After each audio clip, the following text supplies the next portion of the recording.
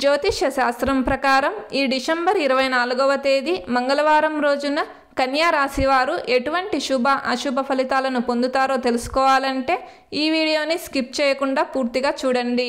అలాగే తప్పకుండా మా ఛానల్ని సబ్స్క్రైబ్ చేసుకోండి. ఈ డిసెంబర్ 24వ తేదీ మంగళవారం రోజు కన్యా రాశి వారు ఈ ఒక్క విషయంలో జాగ్రత్తగా ఉంటే చాలు, ఇక రోజంతా శుభప్రదంగానే ఉంటుంది. అది ఏమిటి అంటే కన్ఫ్యూజన్. ఈ గందరగోళం అన్న ఒక్క అంశాన్ని పక్కన పెట్టేస్తే అన్ని పనులు సక్రమంగా పూర్తవుతాయి. అనుభవం కలిగిన వారు, అరిచి చెప్పినా మంచి చెప్పేవారు ఎవరైతే ఉంటారో వారి యొక్క సూచనల మేరకు మాత్రమే ముందడుగు వేయండి. భార్యాభర్తల మధ్య ఉండే తగాదాలకు పరిష్కార మార్గాలు కూడా లభిస్తాయి. ప్రేమలు ఫలప్రదం అవుతాయి. పరిచయాలు మరింతగా విస్తరించే అవకాశాలు ఎక్కువగా ఉన్నాయి. వాహన యోగాన్ని కూడా గ్రహస్థితి సూచిస్తూ ఉంది. ఈరోజు మీకు వచ్చే కన్ఫ్యూజన్ వలన మీ ముందున్న పనులు నెమ్మదిగా సాగుతాయి.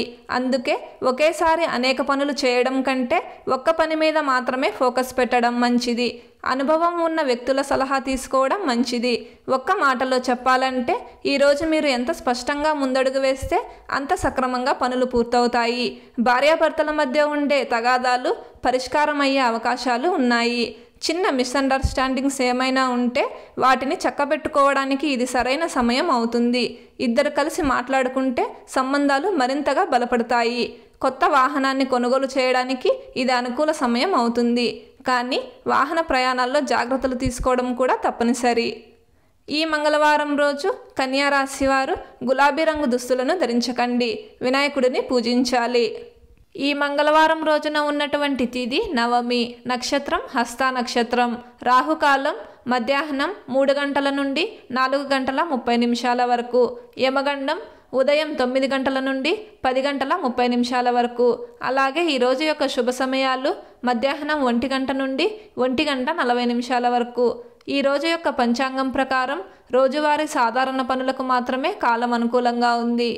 ఈ రోజంతా శుభప్రదంగా సాగడానికి, అనుకున్న పనులను విజయవంతంగా పూర్తి చేయడానికి ఈరోజు ఉదయం మార్వాడి దారాన్ని ఉపయోగించి నువ్వుల నూనెతోటి లక్ష్మీదేవి ముందు కానీ దుర్గాదేవి ముందు కానీ దీపారాధన చేయండి.